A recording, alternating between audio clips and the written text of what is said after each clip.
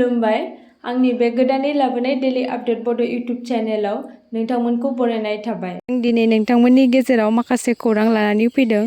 सेथि खौराङाव दङ आसाम आरो सा सानजानि गुबुन बाहागोफोराव बांलांनाय मानसि आरो मैदेरनि दाङाबाजिखौ बाङाइ खालामनो थाखाय मोनसे गाहाय जिब रोखोम रैखाथि आफाद आरनेयगा मैया मोनायाव खुंजानाय मोनसे हाबाफारियाव मबाइल फन एप्लिकेशन हाथी एप आरो मोनसे गुवार सलार फेन्स मेनुएल जागायदोंमोन। हाथी एपआ मोनसे सिगां सांग्रांथि खान्थि महरै खामानि मावगोन, जाय गामियारिफोरखौ बिसोरनि खाथि खालायाव हाग्रानि मैदेरफोर थानायनि बागै सांग्रां खालामगोन। रियेल टाइम एलार्ट होनायनि अनगायैबो एसबिआइ फाउन्डेशनजों हेफाजाब होजानाय एपआ HEC जों गोहोम गोग्लैनाय सुबुंफोरखौ गावसोरनि एक्स ग्रेशिया दाबिफोरखौ गथायनो हेफाजाब होगोन। नैथि खौराङाव दङ मैया फुंनि समाव सनितपुर जिल्लानि धेकियाजुलि पुलिस थानानि सिङाव थानाय बिलासिपारा बातासिपुर गामिनिफ्राय आखाइजों बानायनाय टर्च जि बेरफ्रुग्रा ग्रेनेड आरो गंनै पिस्तल बोखांनो हादों पुलिस बिफानआ।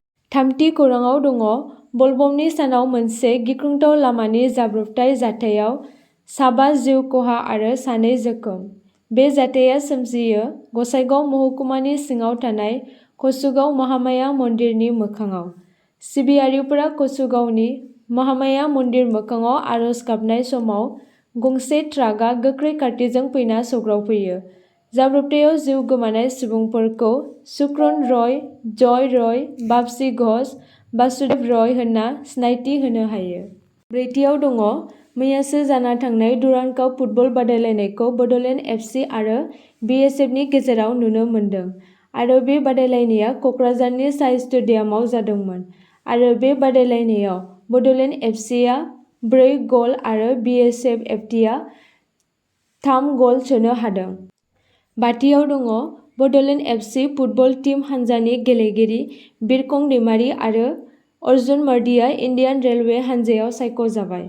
द'थि खौराङाव दङ आसाम चिफ मिनिस्टार हिमन्त बिश्व शर्माया आसाम लेजिस्लेटिभ एसेमब्लिनि थाखाय नेशनेल ई-बिधान एप्लिकेशन गोदानै बेखेवदों। बेखेवनायनि उनाव गिबि मन्थ्रिया फोसावदोंमोन दि रायजो आयेन आफादनि गासैबो हाबाफारिफोर जेराव सोंनाय फिननाय जथुम आरो गुबुन जौगाथायफोर दं, बे पर्टेलनि गेजेरजों रायजो राजानिसिम सौहैनो हानाय जागोन।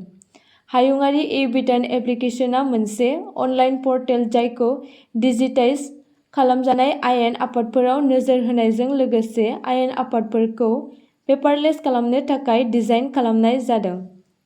स्निथि खौराङाव दङ दासान्दि बांलादेशआव हादरनाङैनो दुंहाव थासारि सोमजिना दं।